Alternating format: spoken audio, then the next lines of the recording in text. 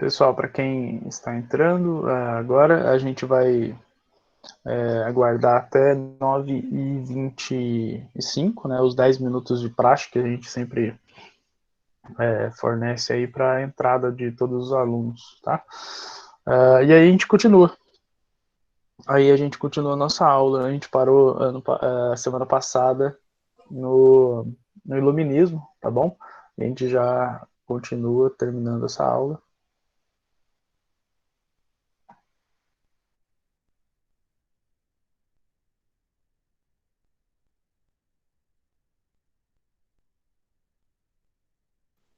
Professor, só poderia falar mais alto, por favor?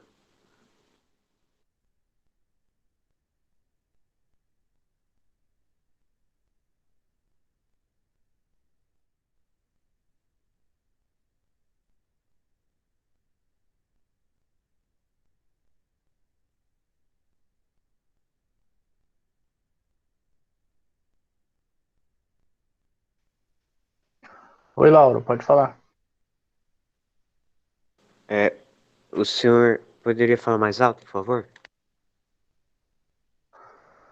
Uai, como assim? Eu tô falando normal? Tá muito baixo? Aham. Você tá sentado no fundo da sala?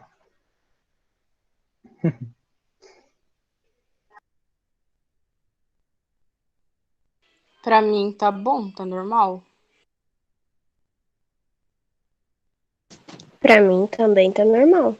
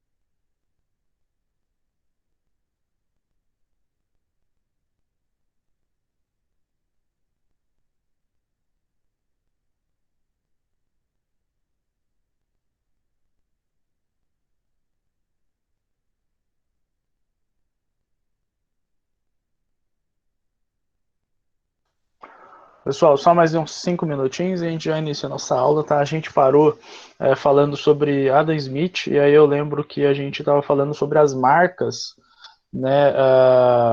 Que Adam Smith é contra o monopólio, né? Teoricamente, nós não temos monopólios, por exemplo, a Coca-Cola não é um monopólio, mas é tão poderosa a empresa Coca-Cola que quase é um monopólio, né? Por que não seria um monopólio? Porque existem outras marcas de refrigerante, outras marcas competindo com ela. Só que acaba que ela é tão poderosa, né? A empresa, os produtos, né? Que a gente acaba não conseguindo sair, né? Dessa empresa específica. Então a gente estava falando sobre os monopólios. A gente pegou algumas empresas mostrando a quantidade de marcas que essas empresas tinham, né? Que a gente achava que era separado, mas não era. Era de uma empresa só. Então a gente vai falar hoje sobre a gente vai finalizar Iluminismo, tá bom? A gente vai falar sobre Jean-Jacques Rousseau, os enciclopedistas, e também a gente vai falar sobre a gente vai falar sobre os déspotas esclarecidos, os reis que usaram o iluminismo a seu favor, tá bom? Então aguardem só um minutinho. Joyce, quer falar, querida? Pode falar.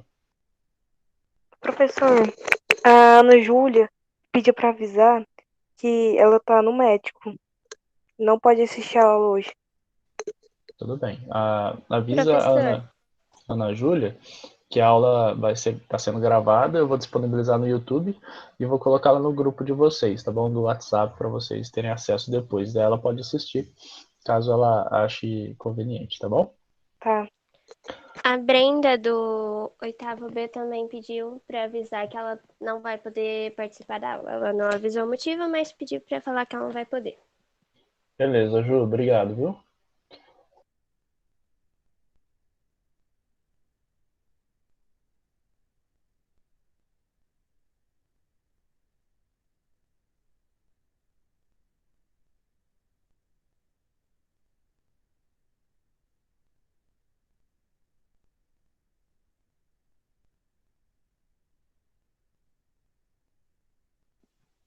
Professor, dá para me ouvir?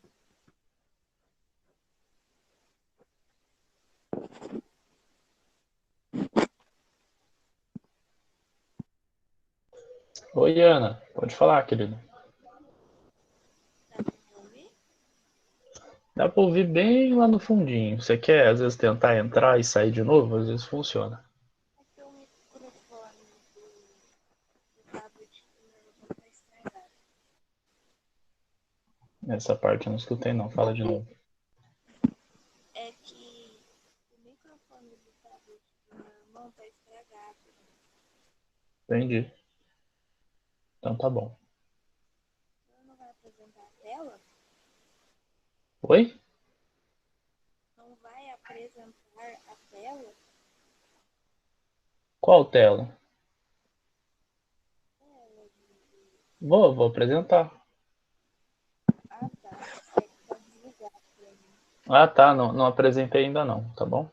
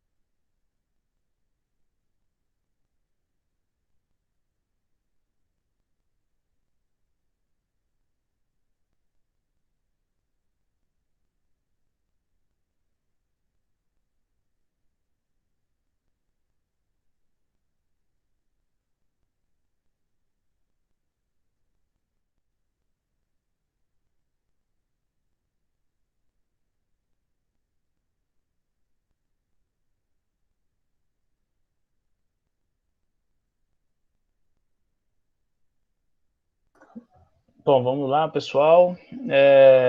Semana passada a gente parou e estava discutindo especificamente o iluminismo. Nós vamos terminar, né, de discutir o iluminismo e vamos seguir para a nossa próxima matéria.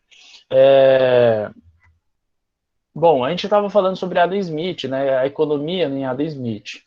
Depois que a gente terminar o iluminismo hoje, a gente vai fazer aquele exercício reflexivo, né, que a gente vai fazer aquela retomada do conteúdo, fazendo perguntas para a gente ter um resumo, um resumo de alta qualidade aí, no caderno, vocês tendo um resumo bem de qualidade aí, legalzinho.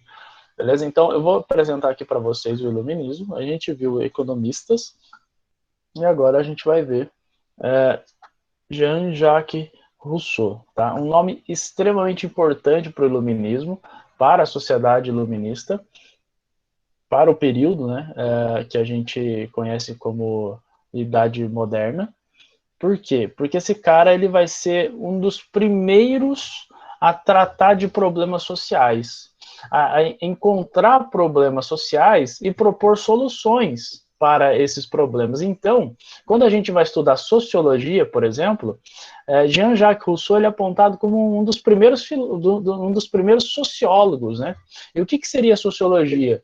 Sociologia seria uma matéria, uma disciplina do conhecimento que estuda e analisa a própria sociedade. Então é fantástico o que esse cara vai fazer. Ele vai descobrir problemas super complexos, como o problema da desigualdade social, que é um problema até hoje, né? Ele já estudou isso, encontrou um caminho para isso, e as pessoas, ainda temos vários países com problemas disso. O Brasil é um deles. Oi, Pamela, pode falar, querida. Eita, eu acho que eu entrei meio errado, mas tudo bem. Então ele vai ser tipo um psicólogo, né? Não, sociólogo. Ah, tá. Eu vou entrar no outro e-mail, tá? Não. Não, meu e-mail, porque senão vai dar falta pra mim.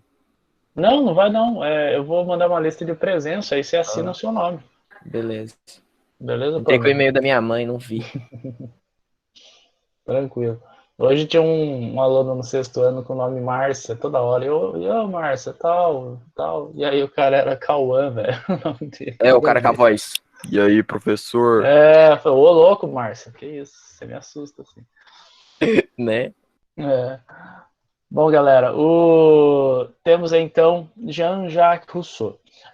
Quando eu digo que ele é um sociólogo, ele analisa a sociedade, ele encontra problemas na sociedade, né, e tenta descrever ela também, entender como ela funciona. Então isso é uma grande ferramenta, mas uma grande ferramenta mesmo, porque ao entender os problemas sociais, nós entendemos como resolver, né? E geralmente sociólogos eles apresentam também soluções, né? Então, por exemplo, sociólogo é como um médico da sociedade.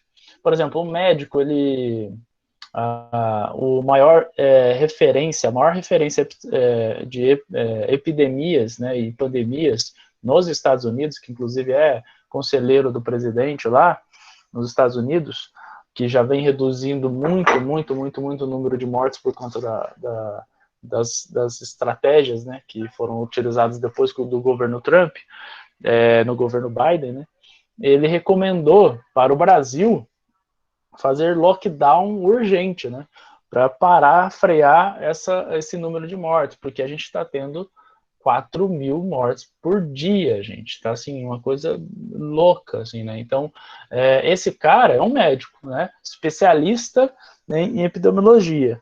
Um sociólogo, ele é a mesma coisa, só que pensando em sociedade, ele consegue analisar, olhar para a sociedade e consegue falar assim, ó, existem esses problemas, temos que resolver desse jeito, né, nem todos os sociólogos conseguem encontrar tantas soluções, mas eles geralmente encontram. Então, o sociólogo que estuda educação, problemas na educação, problemas de racismo, né, preconceito, desigualdade social, econômico, né, claro que temos economistas, né, que podem solucionar problemas da economia, isso tudo bem, mas um economista, ele não tem a visão de macro, né, de um sociólogo, porque um sociólogo ele consegue entender que a falta de uma vacina né, impede um trabalhador de, né, continuar seu trabalho, né? Ele consegue entender a complexidade do resto das ações ali, né? As consequências de uma falta de vacina, por exemplo. Então, o sociólogo tem uma visão bem macro, né? Geralmente, economistas acabam fazendo sociologia também, né? Assim como advogados fazem história, olha que legal, ou historiador fazem direito, né?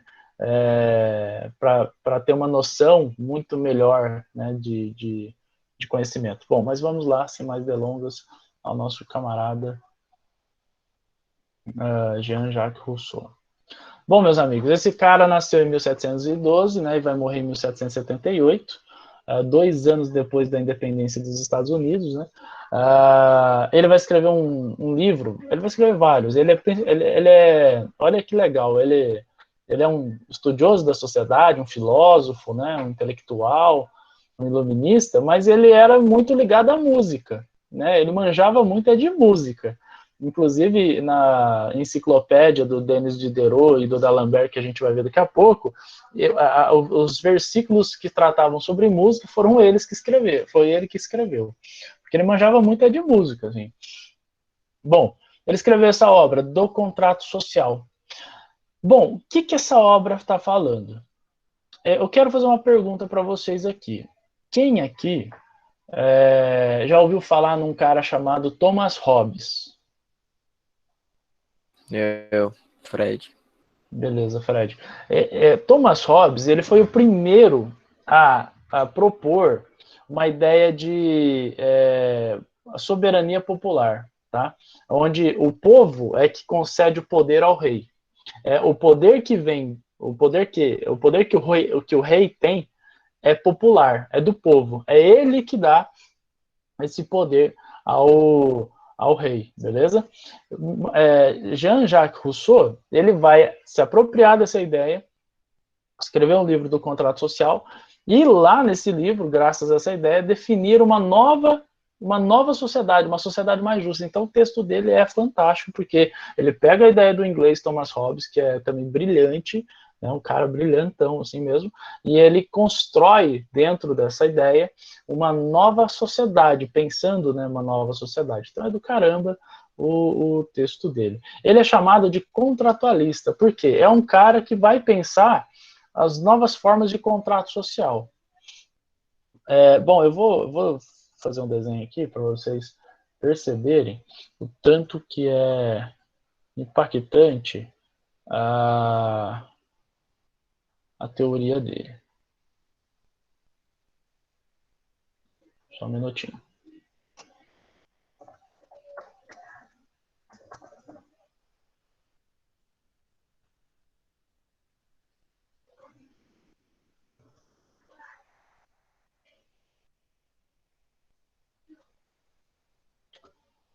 Já vou compartilhar.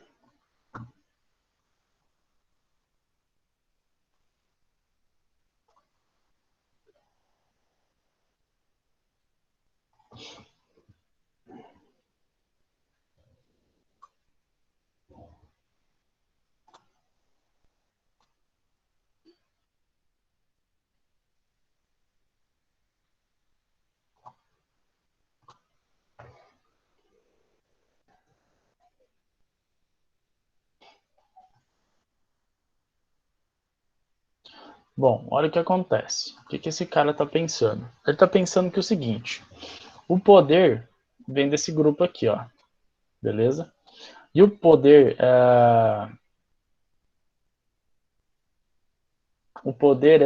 ele sai do povo para o rei. Nossa, que seta horrível. Ele sai do povo e vai para o rei. Então é o rei que tem o controle do poder, mas não é dele a fonte, né? A fonte de poder não é dele. Pelo contrário, a fonte de poder vem do povo. Beleza? Ele só administra esse poder, ele só tem o controle aí desse poder para executar. Porém, quando ele abusa do poder, é legítimo que o povo tira esse rei, porque o poder não é dele, o poder é do povo. Né? Essa é a principal conclusão aí do Thomas Hobbes e que Jean-Jacques Rousseau vai usar. Então, olha lá, o poder do povo. Okay? Simples assim. O povo é soberano. Ele parte disso. Essa estrutura onde as pessoas nasceram, né?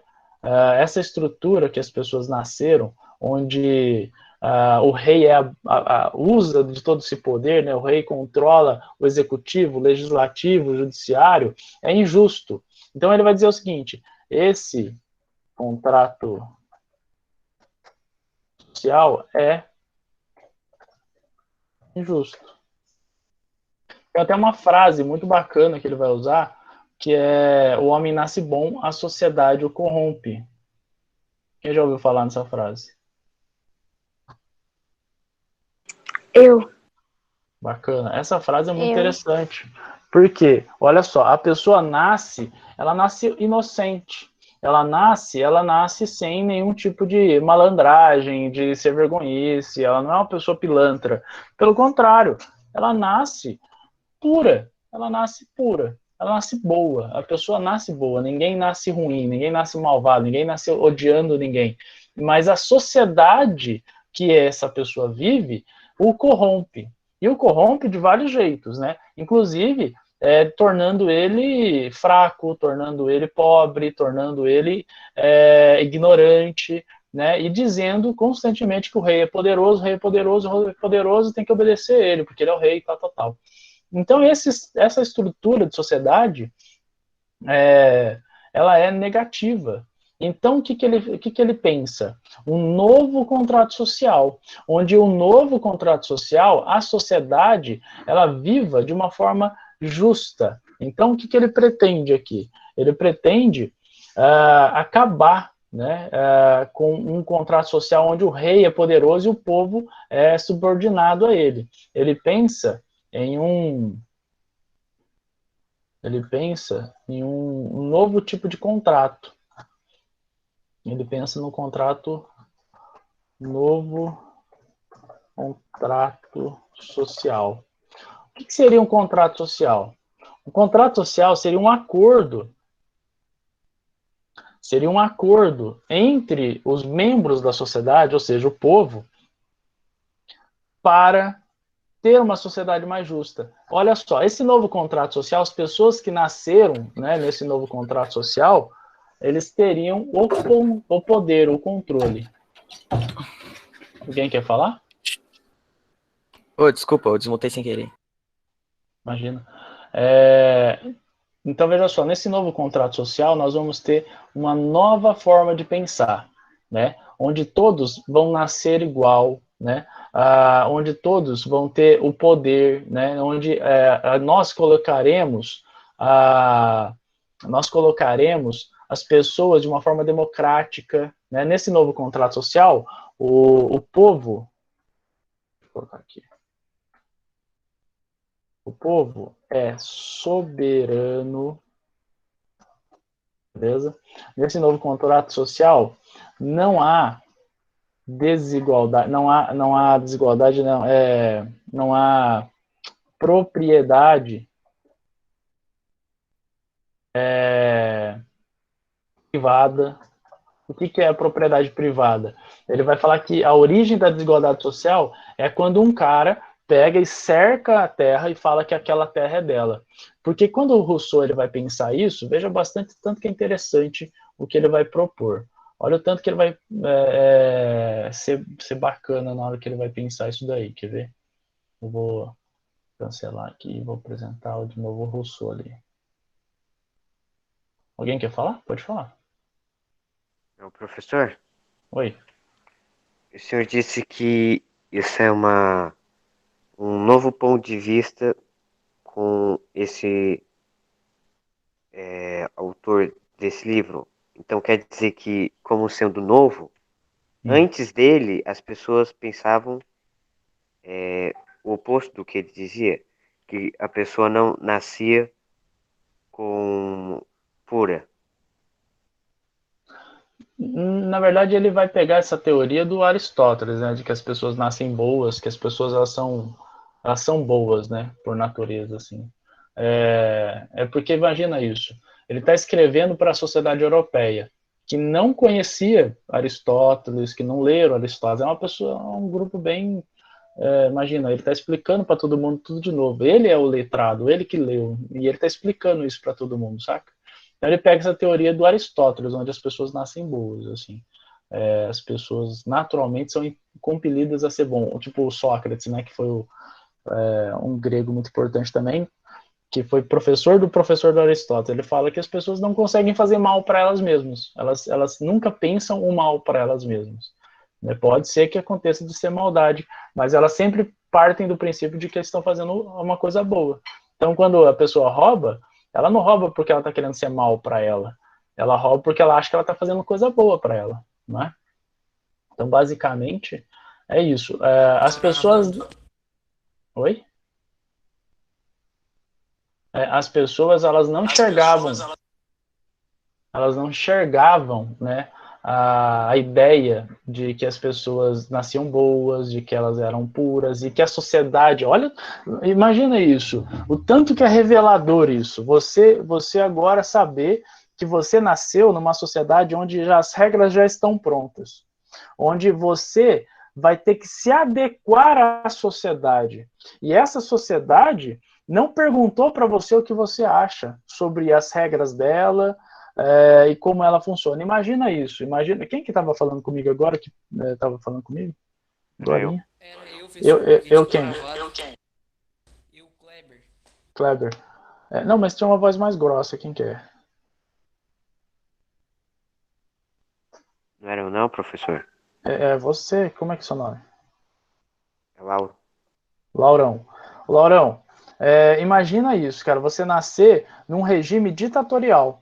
Imagina você nascer e perceber que você, ao se desenvolver, 7, 8, 9, 10 anos, você perceber que você não é livre para dizer o que você pensa, para você fazer o que você quer, porque é uma ditadura, a monarquia é uma ditadura. É o poder soberano de um rei sobre os outros, saca? O cara, ele comandava o executivo, criava as leis que ele queria, mandava matar quem ele queria, julgava as pessoas do jeito que ele queria. Essa sociedade que Jean-Jacques Rousseau está vislumbrando, esse rei é um rei absolutista, ou seja, ele controla a educação, ele controla o comércio, ele diz que empresa que vai abrir, que empresa que vai fechar, ele diz... ele controla a religião, cara. Imagina isso, você nascer no seio de uma família católica e esse rei, ele fala assim, ó, agora a gente vai mudar para protestantismo. E quando acontecia isso, quando o rei dizia que ele era de outra religião sem ser católica, todo mundo tinha que ser da outra religião. Todos tinham que ser. Então ele tira a sua liberdade até de escolher a sua própria fé. Então, imagina nascer num sistema desse. É um sistema corrupto. Corrupto por quê? Qual é a palavra corrupta? O que significa a palavra corrupta? A palavra corrupta é desvio de um curso natural. Qual era o curso natural de um rio? Quando faz uma represa, né, está desviando o curso natural de um rio. Então, é corrupção. O que é corrupção natural? É corrupção de criança.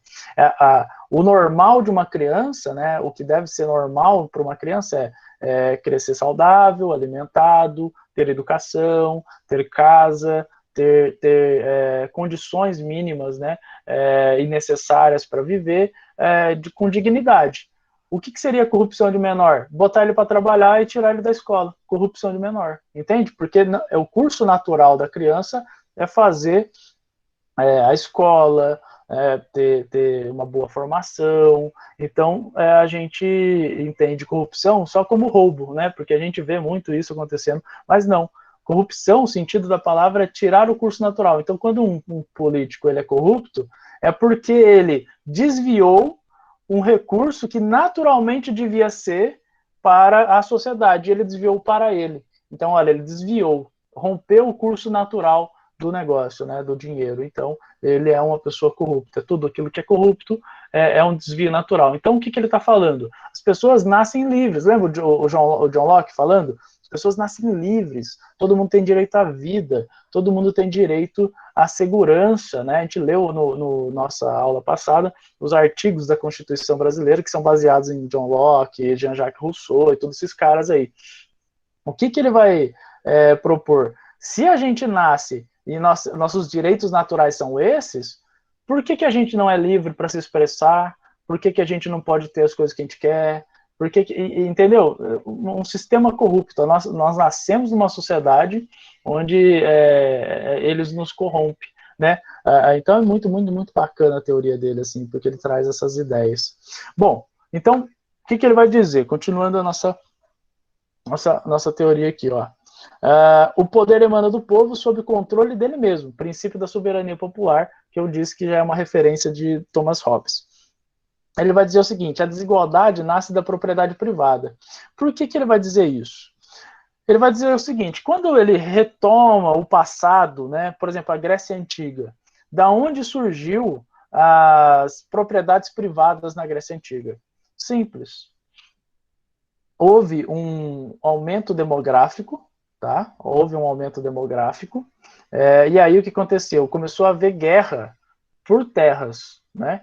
Aumentou o número de pessoas de uma região e aí começou a entrar em conflito as pessoas lá. E essas pessoas que ganharam esse conflito cercaram essas terras e disseram: essas terras são minhas. Se essas terras são minhas, não são suas. Entende? Então já há desigualdade social.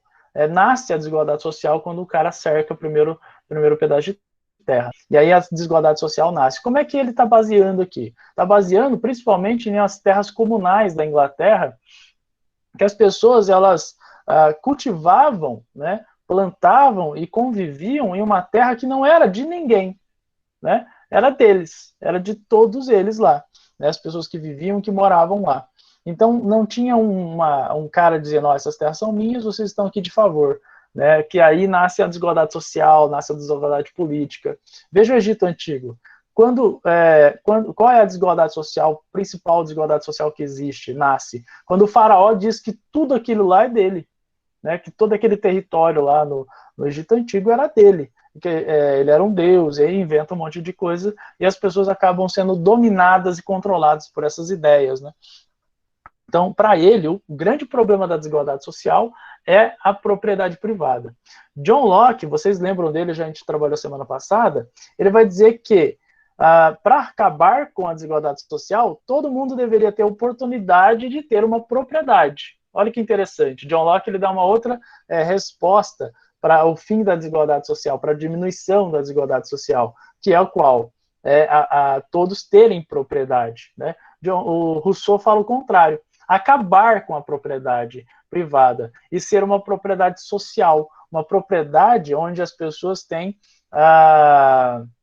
um cuidado social com essa propriedade, né? Então é de lá que nós vamos tirar o nosso alimento, é de lá que nós vamos cuidar, é lá que nós vamos alimentar nossas crianças. Então é uma outra perspectiva. As duas são super válidas, né?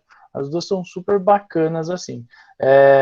Hoje em dia, né, se a gente for pensar na prática da teoria, a de John Locke é a que mais é usada, tá bom? Porque os governos, eles tentam diminuir a desigualdade social, fornecendo oportunidade das pessoas terem propriedade, que eu acho o máximo isso também, beleza? Então a de John Locke é a teoria que mais é usada hoje em dia. Só que, para pensar, com um aumento demográfico gigantesco, não vai ter terra para todo mundo, né? Isso é bastante complicado para ter, assim, propriedade, que eu digo, né? Casa para todo mundo, vai ser extremamente complicado. Alguém ergueu a mão? Deixa eu ver. Alguém queria falar? Bom, olha que ele vai dizer o seguinte: todos nascem igual, né? Todos nascem iguais na esfera jurídica, mas não na social. Todo mundo tem o mesmo direito, né? Mas nós temos o conflito entre proprietários e não proprietários, né? Que é um problema para ele. Olha o que ele vai propor, que legal. Solução. Olha a solução dele. Um novo contrato social. uma democracia plena. Ele vai falar sobre democracia, ele vai ser um dos primeiros a trazer a ideia de democracia. Ah, mas não era trazido antes democracia? Não, antes era trazido uma ideia de república, uma república romana. Essa era a grande referência dele. Inclusive, ele vai pensar bastante, ele é um estudioso, né, de história, ele vai pensar bastante no conceito de república romana também, né? Onde a coisa é pública, ou seja, não é do rei, é de todos, é público. O imperador romano, ele não era dono do império, ele era um guardião do império. Né? Os senadores do Império Romano, eles sim tinham propriedades, eram muito ricos, mas quando eles administravam o Império Romano, ou a República Romana, eles faziam isso porque era um bem público, era de todos, não era deles, eles não podiam usar o Império, a máquina imperial para benefício próprio. Acontecia, obviamente, por corrupção e tudo mais, mas a ideia é que eu vou cuidar disso porque isso é um bem público. É a mesma ideia que a gente tem quando a gente fala para vocês, né? A gente marreta isso na cabeça de vocês desde pequeno, de que a escola é um bem público, né? É municipal, é do município, é de todos que moram no município. Então, destruir, quebrar, não é uma ação moral, né? É imoral, pelo contrário, está errado fazer isso, né? Porque é de todos, não é seu, né? Então, preservação do bem público é muito importante. Bom, ele vai trazer a ideia de democracia plena. E olha hoje que legal. Hoje, a maioria dos países, né, temos uma democracia. Né? E aí eu queria trazer um outro problema para vocês. Por quê? Algumas democracias estão morrendo, né? Não por golpes militares ou violência, nada disso, mas pela própria democracia, né? Entrando pessoas que são contra, pessoas que são eleitas democraticamente, mas que corroem a própria democracia. Tem um livro muito bom que eu estou lendo, a gente vai fazer um podcast sobre ele, que chama Como as Democracias Morrem. É muito legal. Bom, mas vamos voltar então a Jean-Jacques Rousseau. Esse cara está falando o quê? Da sociedade ser democrática. E o que quer dizer isso? Todos terem o mesmo princípio. Qual é o princípio? Da isonomia. O que é isonomia? Igualdade. Né? Então não tem um soberano melhor, né, do que o povo. Né? Ele é só um administrador, mas ele é parte do povo também e é igual ao povo. Não é melhor e nem pior. Então a ideia de democracia trazida por Rousseau é genial. Democracia plena, igualdade plena. Bom, olha o que ele vai trazer e é a maior contribuição dele. Por que é a maior contribuição dele? Porque foi o que mais se usou do Jean-Jacques Rousseau. Inclusive reis. Os reis não falaram assim, gente, acabou a monarquia, agora a gente vai começar uma democracia e tal. Não, eles pegaram algumas ideias do Rousseau. E as ideias que mais pegaram do Rousseau foi essa ideia de educação universal. Possibilidade de igualar as oportunidades sociais. Veja só, o Rousseau, ele acredita que a educação seja o trampolim para todos a melhorarem a sua condição social. E não é o que marretam na cabeça da gente, desde pequeno? Estuda para você, ainda falam essa frase, que eu acho um absurdo essa frase, mas falam muito. Estuda para você ser alguém na vida. Já ouviram? Quem já ouviu essa frase? Eu. Pois é. Eu. Minha avó vive falando isso. No caso, a família inteira fala isso para todo mundo. Exato, a família fala. Não é maldade deles, né? Eles não estão falando que vocês não são ninguém, né? Porque dá essa impressão, não dá? Tipo, estuda pra ver se você é alguém na vida. Uai, eu não sou ninguém agora? Como se a gente não fosse uma pessoa normal. Exato. O que eu sou, né? Então, eu sou uma ameba. Eles não falam por maldade, eles falam porque eles pensam que você se tornará uma pessoa melhor, né, com a educação. Então, basicamente isso, não é por maldade. Você sim é importante, você sim é importante para eles, é especial para eles, mas quando eles dizem isso, é que as pessoas na nossa sociedade, infelizmente, só são reconhecidas pelo aquilo que eles fazem na sociedade, né? Então, por exemplo, se você não trabalhar e morar na casa da sua mãe até os 37 anos, você vai ser um vagabundo, velho. A sociedade vai ignorar você. Vamos supor, no meu caso, por exemplo, eu sou homem, heterossexual, e vamos supor que eu moro com a minha mãe, tenho 37 anos e moro com a minha mãe. Não há nada de errado nisso, mas vamos supor, pensando com a cabeça da nossa sociedade, que é babaca em vários pontos. Ela vai pensar o seguinte, que eu sou um derrotado, que eu sou uma pessoa sem sucesso, né, profissionalmente, que eu não tenho autonomia, né, que eu não sou maduro suficiente para morar sozinho, que eu não sou uma mulher, né, não vai se interessar por mim, vamos supor que eu vou encontrar com uma pessoa e ela pergunta para mim, o que você faz? Eu falo assim, nada, eu moro na casa da minha mãe. Ela corre, né? E faz sentido também correr, né? Porque que esse cara com 37 anos não faz nada, que ele é rico, né? Deve ser rico. É rico? Não sou rico, não. Minha mãe me empresta um dinheiro de vez em quando, uma mesada. 37 anos, imagina que doideira isso. Então, veja só, nós temos essa condição. A nossa sociedade, ela pensa de uma forma muito profissionalizante, uma sociedade onde você tem que ter uma educação, tem que ter faculdade, tem que ter essas coisas para ser reconhecido socialmente, né? Quando as pessoas falam isso, ser alguém na vida, na verdade é ser reconhecido na sociedade. E para ser reconhecido na sociedade, você tem que ter uma profissão, um estudo, esse tipo de coisa. Eu acho que eles estão errados em falar que a gente não é ninguém, né? Se a gente não estudar, eu acho que está tudo errado isso daí. Mas eu concordo que a gente tem que ter educação. Por quê? Porque eu sou professor e eu vejo tanto de vantagem que é ser inteligente. Não que eu seja, mas quando eu vejo pessoas inteligentes, eu falo assim, olha, as vantagens de ser inteligente são fantásticas, né? Tem muita vantagem. Você não é passado para trás, você é menos passado para trás, na verdade. Você entende o que as pessoas estão falando. Tem gente, galera, eu dou aula no EJA à noite, senhor e senhora que já tiveram uma vida gigantesca, assim, maravilhosa, viveram tal, e vão voltar a estudar, porque eles sentem lá com 60 anos a falta, né, do estudo, tanto que é impactante para eles, né? E eles percebem lá com 60 anos, assim, cara, eu só não tive mais oportunidade porque eu não tinha estudo. Então, olha a importância do estudo, né? Quando eu dou aula para o EJA, para as pessoas mais velhas, eu vejo o tanto que é importante a educação na vida de uma pessoa.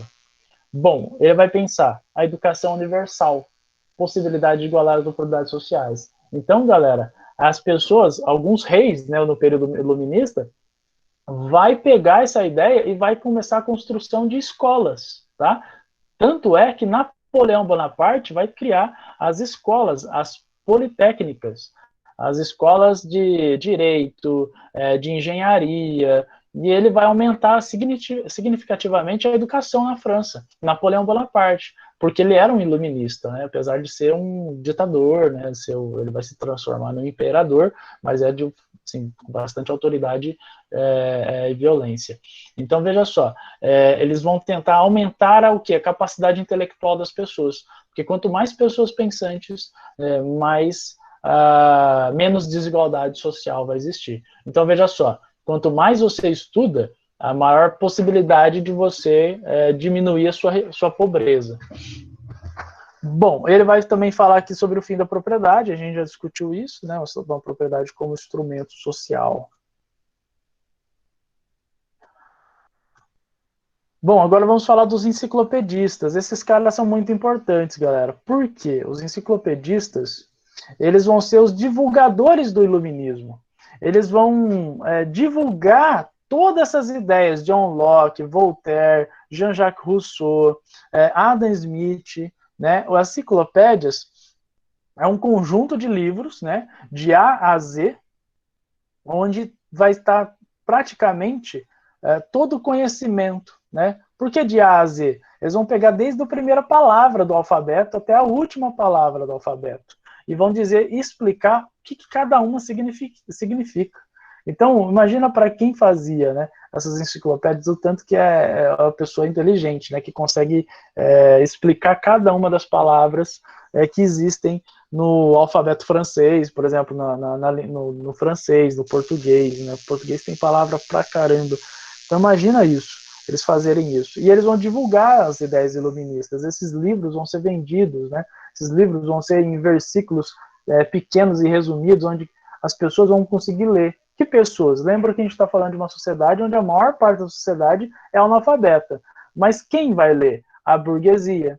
A burguesia vai ler. A burguesia vai ter acesso. A burguesia vai ensinar a população inculta. Quando eu digo inculta, eu estou dizendo só que não sabe ler e escrever, porque as pessoas têm, todo mundo tem cultura. Eles vão ensinar o iluminismo, eles vão falar sobre direitos, sobre injustiça, sobre corrupção, né, sobre o poder do povo. Então, olha que legal, a burguesia vai fazer isso, ela vai ter um papel extremamente importante, e é por isso que a gente chama que o iluminismo é um movimento que deu base às revoluções burguesas, porque essas ideias, né, são divulgadas e são alimentadas pela própria burguesia. Tá? Então, essa é a grande sacada dos enciclopedistas, divulgar o conhecimento. É o Google da época. Tá? Então, temos aí como os dois principais, Denis Diderot, né, um grande iluminista intelectual, e o D'Alembert, Jean Lloyd D'Alembert, beleza? Eles fizeram juntos as enciclopédias e chamaram vários caras para falar isso. Aqui temos uma imagem da enciclopédia, tá? Como é que ela, olha tanto que ela é bonita.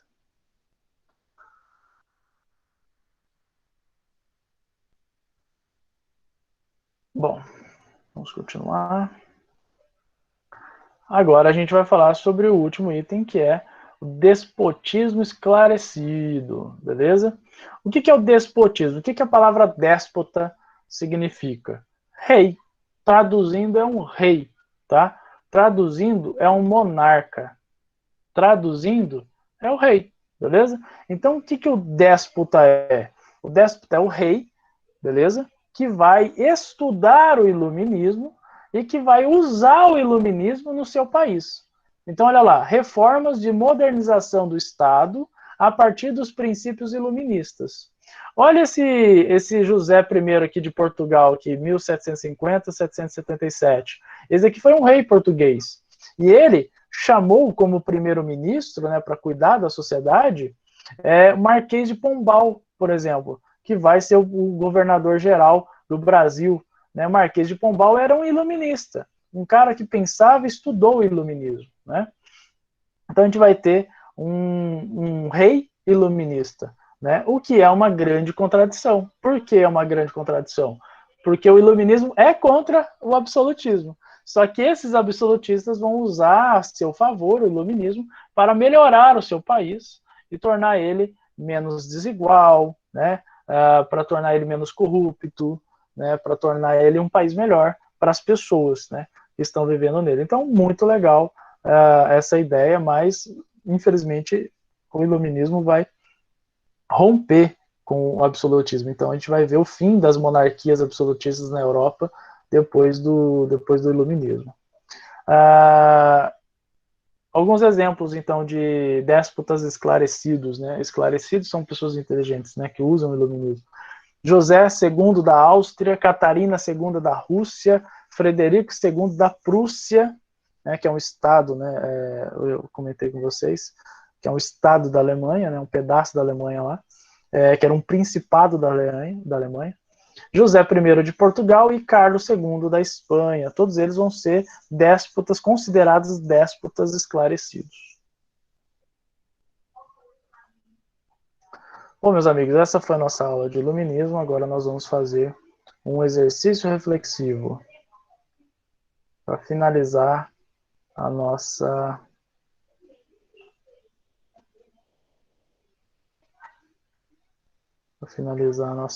aulita.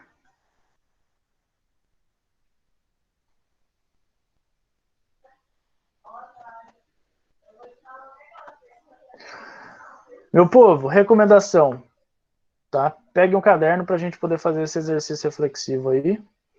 A aula termina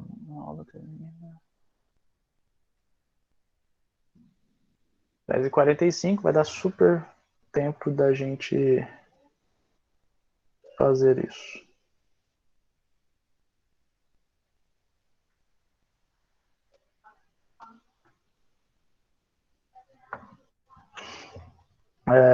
Escrevam aí no caderno de vocês, ó, exercício.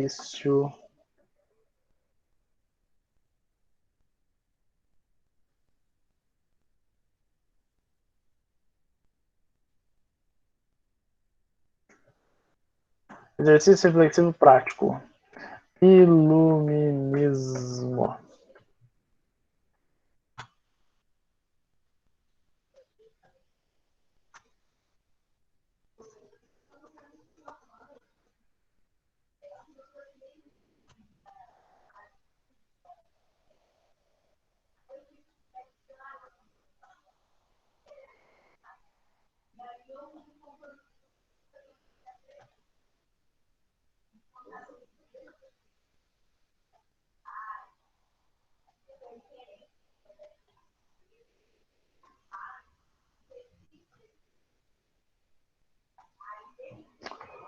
Todo mundo comigo?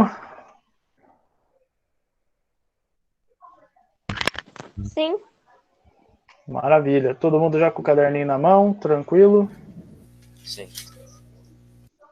Sim. Maravilha. Então vamos lá. Eu vou fazer uma sequência de perguntas e vou dar um tempinho para vocês responderem.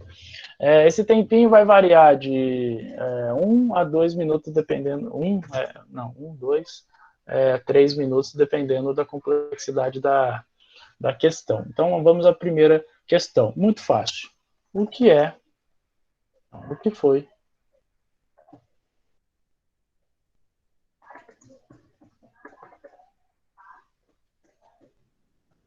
O que foi o iluminismo?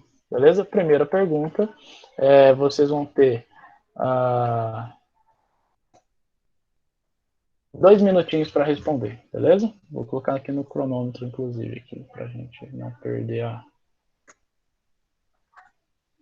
o foco. 2 minutinhos.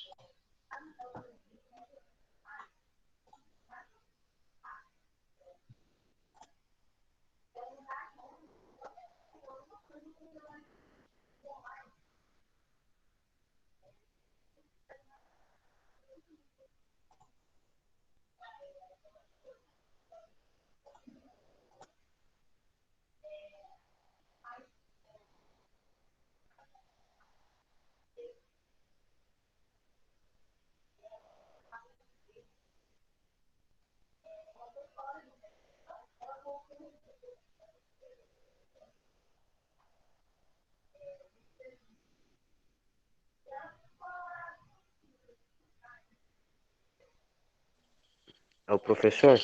Oi.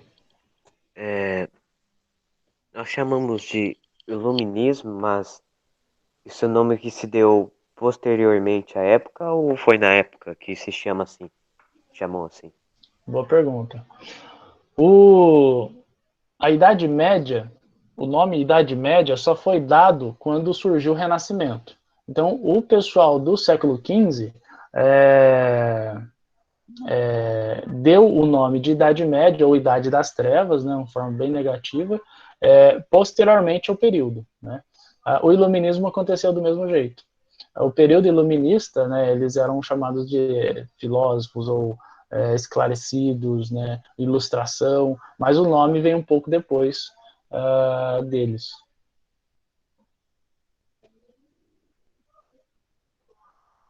É porque é meio chato, né? Você imagina.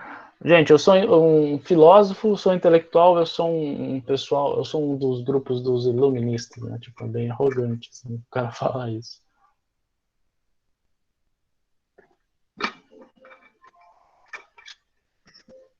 Bom, gente, acabou nosso tempo.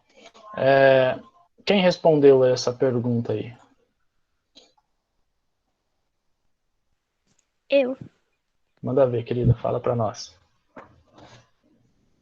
Não sei se mas foi o que eu achei aqui em definição. Que é Tranquilo. movimento intelectual, base das revoluções burguesas.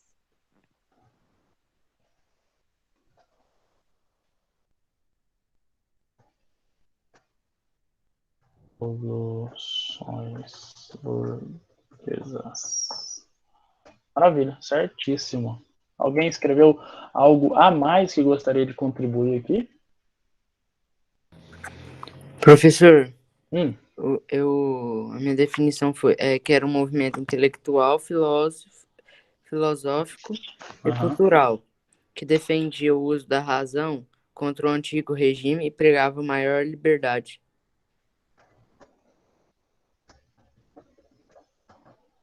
Cultural, base das revoluções burguesas. Era contra o absolutismo, e a favor Da dos. maior liberdade Vou colocar dos direitos. econômica e política. Vou colocar dos direitos naturais. A minha resposta está certa? Tá ótima. Eu só vou colocar de um jeito aqui para ficar mais assim, abrangente, tá? A favor dos direitos naturais e da economia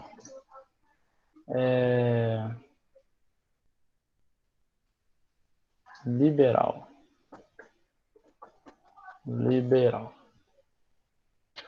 Para quem escreveu ou quiser complementar igual nós complementamos aqui, fique à vontade, tá? Essa é uma resposta excelente, completíssima, tá? Do que foi o iluminismo.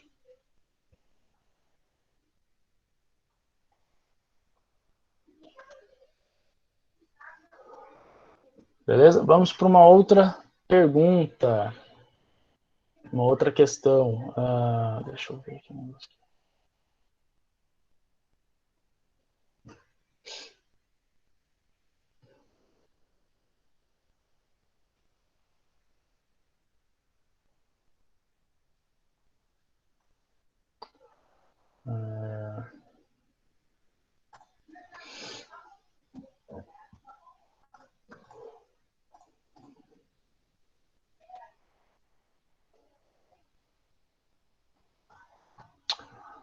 Cite 3 características do iluminismo. Bom, galera, cite 3 características do iluminismo. 2 minutinhos também. Ortega, Oi. você vai colocar os slides lá no grupo? Coloco. Coloco agora, peraí. Professor, Oi. hoje você vai postar sua aula no YouTube? Vou? Obrigada. De nada.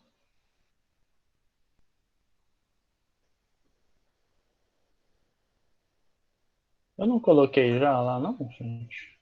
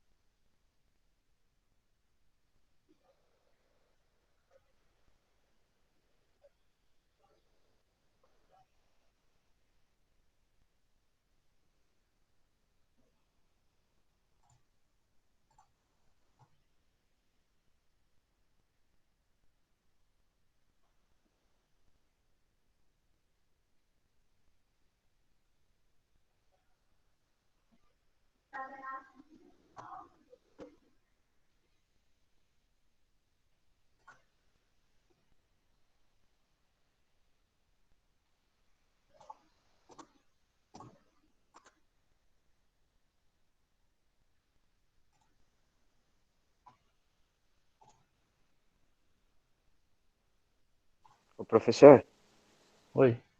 eu sei que isso não tem a ver com o assunto, mas o quadro do Jean-Jacques Rousseau, aparece ele com óculos escuros. Isso foi pintado assim ou foi posto depois?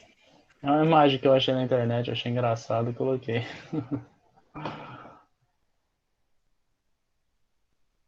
Mas foi pintado assim?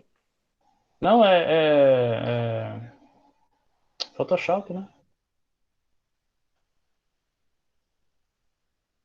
aquela imagem, sim, mas o óculos não. Foi tirado, colocado o óculos. Deu o nosso tempo aqui, queridos. Quem respondeu? 3 características? Eu. Pode falar. Pode falar, Samuel. Razão, liberdade e o avanço da sociedade em relação ao pensamento racional e à ciência. Não, racionalismo. O que mais? Professor, minha resposta foi: eles valorizavam a razão acima de tudo, valorizavam o questionamento e era contra o absolutismo. Boa. Humanismo. Humanismo. Vou colocar o contra absolutismo. Que mais? Vocês tinham falado mais. Valorizava a razão. Racionalismo, beleza. Visão anticlerical. Maravilha. Vou colocar outro aqui. Visão Professor? Anticlerical. Oi. Posso falar a minha, só pra ver se tá certo? Claro, fala aí. Consciência individual, autônoma, noção de progresso e caráter pedagógico, tá certo também? Ou... Então, o caráter pedagógico eu não entendi. Eu sei que você está baseando aí em Jean-Jacques Rousseau, né? Questão de escolas, coisas, né? Mas para dar um nome mais geral para isso, eu não sei se eu colocaria, não. Eu colocaria valorização da educação. Eu acho que eu colocaria isso. Só nesse último aqui, do caráter pedagógico? Uhum. Beleza, obrigado. De nada. Alguém ergueu a mão? Não? Bom, meus queridos, vamos para mais uma então.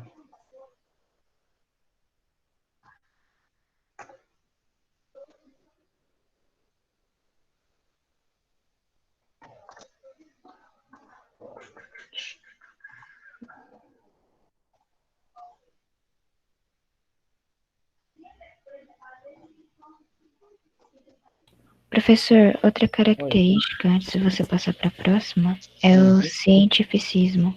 Muito bom. Muito bom. Vou colocar.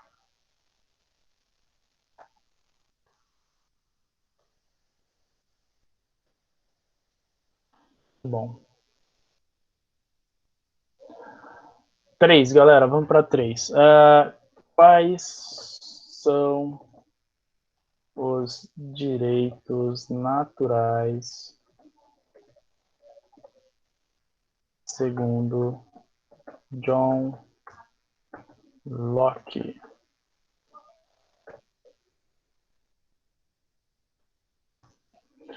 Dois minutinhos.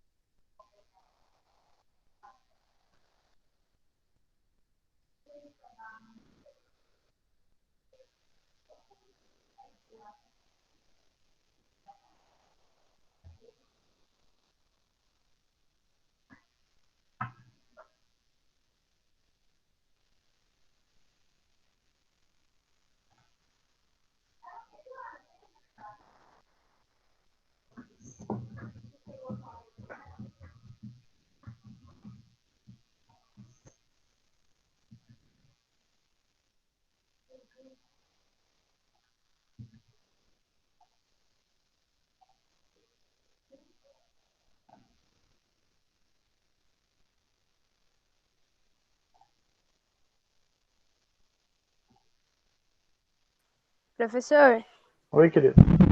você parou de compartilhar a tela. Eu fiz de propósito. Ah, tá.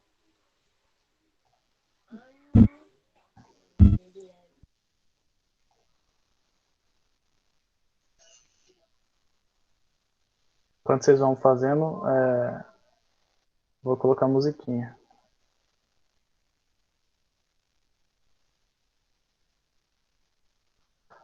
Bom, vamos lá, meus queridos.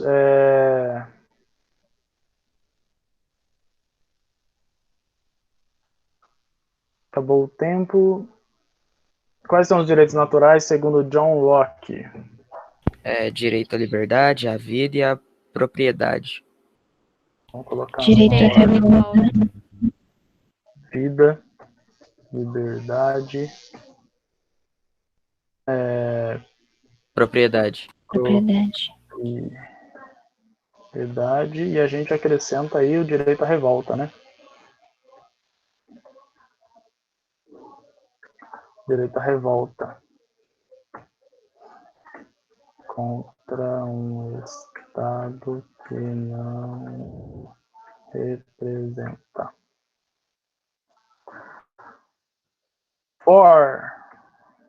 Explique a teoria da separação dos poderes de Barão de Montesquieu.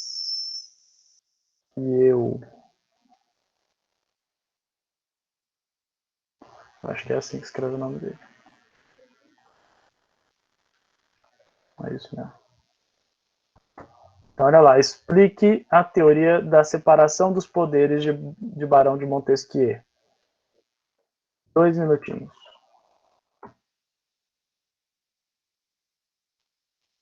Professor, Oi, querido. professor, Oi. a Rafaela do 8B vai ter que sair porque o áudio dela tá muito baixo, ela colocou no máximo. Ela tá pedindo se o senhor pode aceitar ela de volta. Posso? Não apareceu ainda aqui. Mas eu posso, Professor, claro. a tarefa já apareceu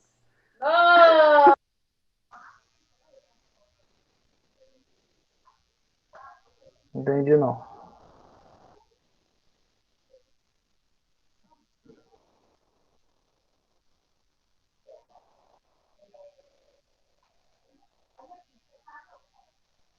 Professor, o senhor vai disponibilizar. Nossa senhora.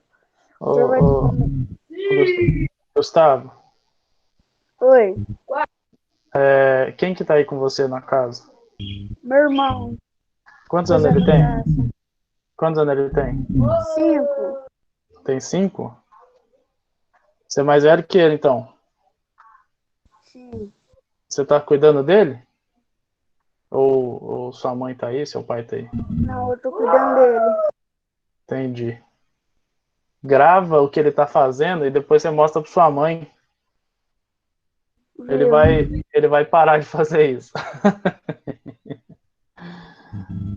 De te atrapalhar.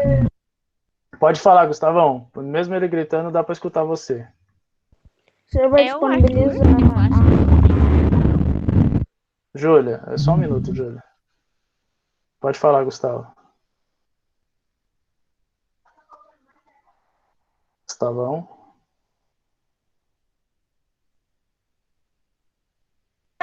Eu vou mandar por mensagem, professor.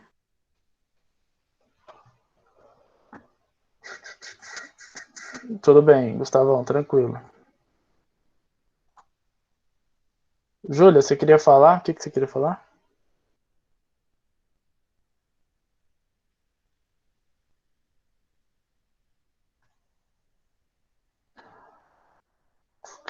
Bom, gente, vamos lá? Quem que respondeu a 4?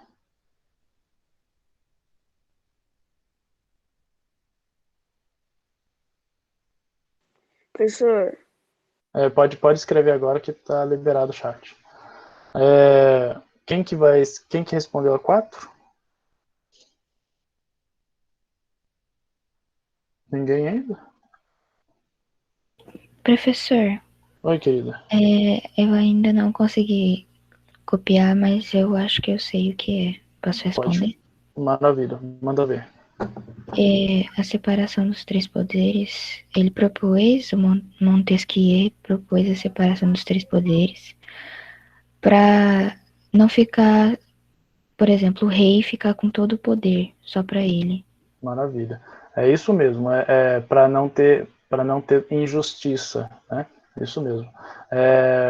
Pegando o que você falou, eu vou colocar aqui a teoria dos três poderes é a separação do poder executivo, legislativo e judiciário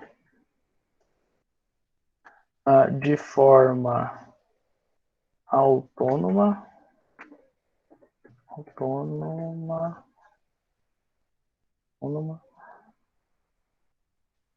e harmônica,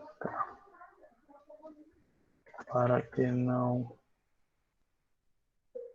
haja injustiça.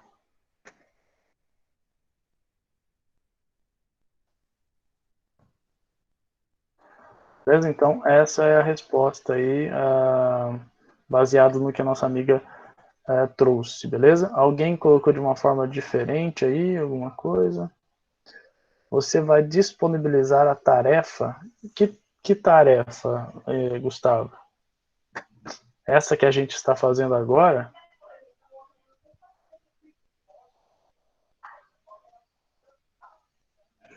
Se for essa que a gente está fazendo agora, ela não é tarefa, ela é um exercício reflexivo que a gente está fazendo agora. Caso você queira, ter ela disponível, você pode assistir a aula que vai estar gravada, eu vou colocar lá no grupo. Ou você pode tirar uma foto também da tela, né? Professor, você vai disponibilizar a tarefa no grupo? Mas qual tarefa, Gustavo? Você vai disponibilizar a aula no YouTube? Eu falei errado. A aula? Vou, essa aula vou. Obrigado. De nada, Gustavão. Bom, meus queridos, podemos ir para 5? Vamos fazer mais uma?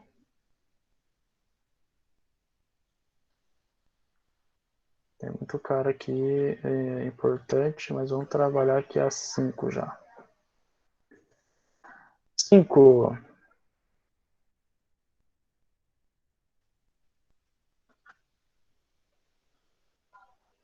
Explique a frase.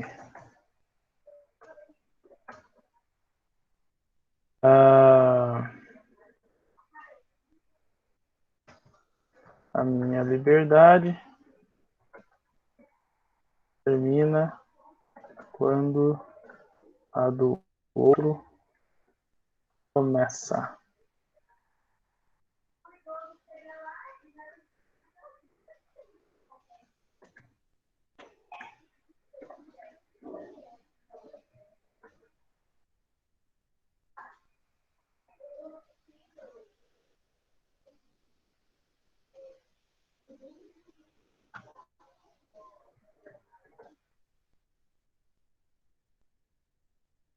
Bom, meus amigos, está aí a quinta questão.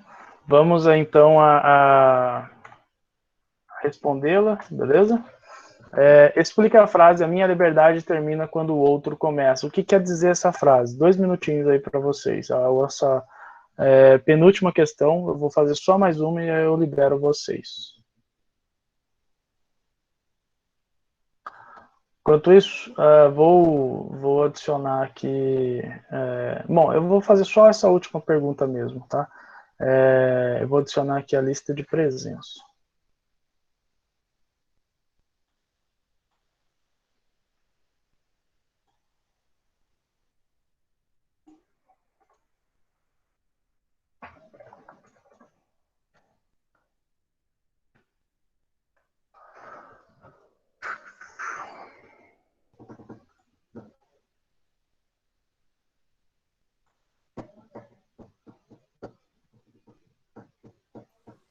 Professor, sobe uns pontinhos, porque não tá dando pra colocar o nome.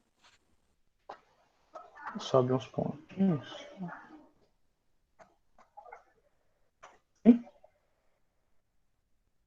Subiu muito.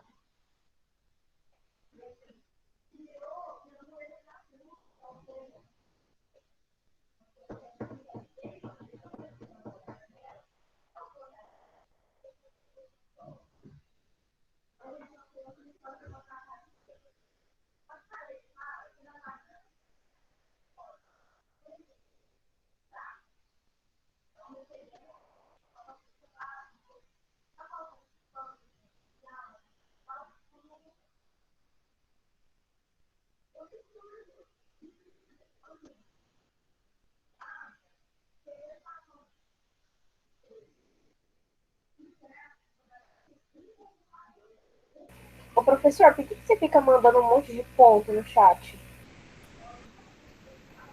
Porque pediram pra mim mandar. É porque senão não dá pra entrar no link. É.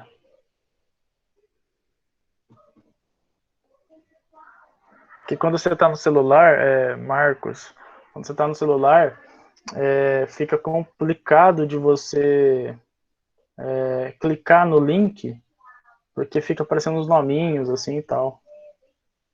Eu não sei que nomes são esses, porque eu não uso o celular, mas é isso. Meus amigos, resposta das 5. Quem sabe?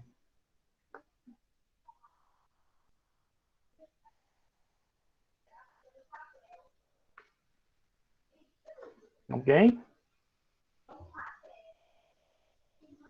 Sim, fala de novo, por favor. Falar de novo? Explique a frase. A minha liberdade termina quando a do outro começa. É meio que a pessoa tem a liberdade de fazer o que quiser e pode até opinar na vida do outro. Tem nada a ver com isso.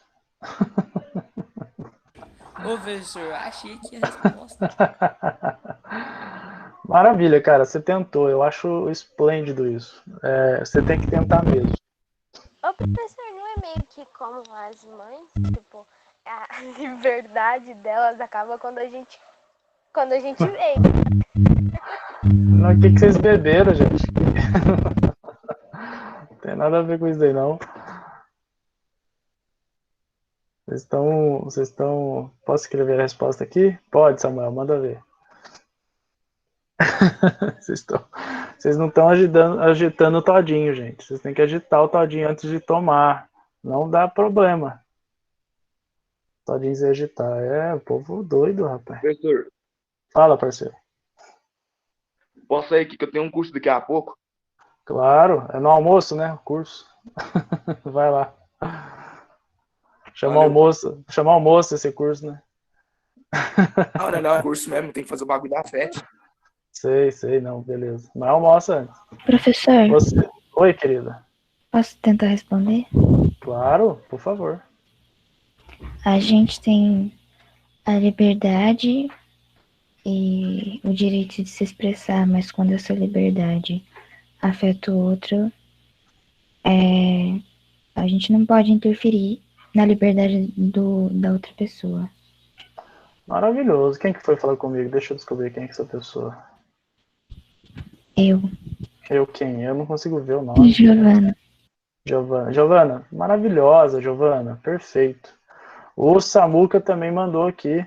Você é livre até o ponto de não causar nenhum tipo de prejuízo a terceiros ou à sociedade de uma forma geral. Samuel, maravilhoso também, Samuel. Ótima resposta. Inclusive, vou colocar a resposta do Samuel aqui.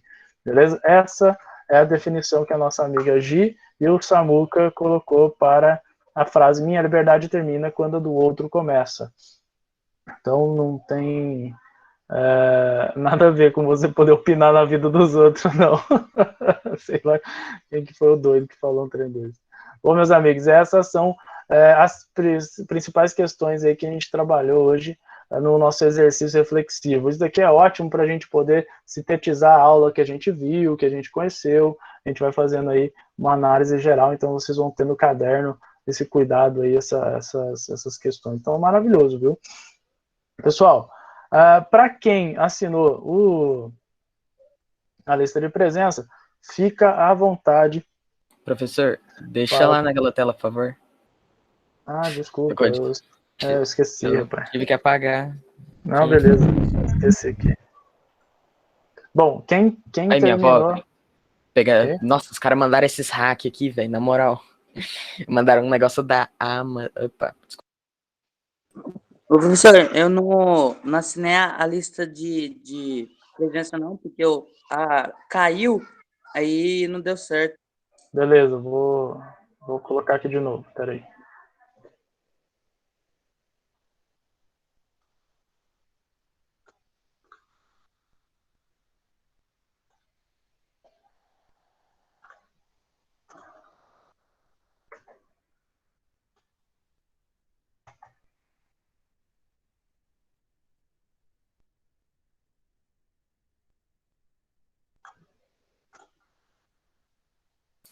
Pode sair, né?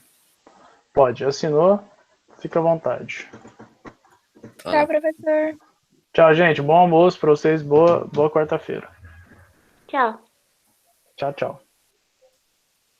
Tchau, Maria Clara, abraço. Tchau, professor. Tchau, gente. Falou, Paulão. Tchau, professor. Falou, Alex. Falou. Alex não, desculpa, falou.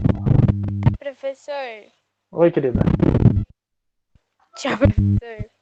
Boa tarde. Tchau, Geise. Até mais.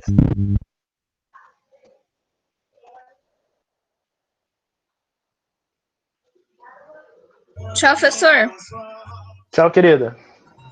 Eu assinei a lista de presença lá, então pode sair já? Sim, senhor. Falou. Falou, Tchau, Vitão. professor. Tchau, até mais. Tchau, professor. Tchau, G.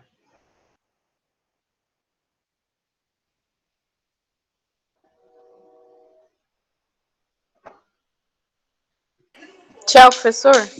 Tchau, Sophie.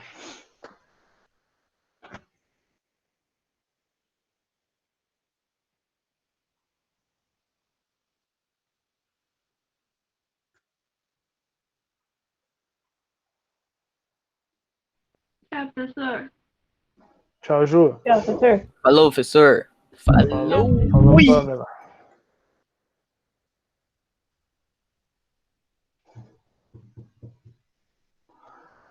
Tchau, gente. Eu vou interromper a gravação e vou sair.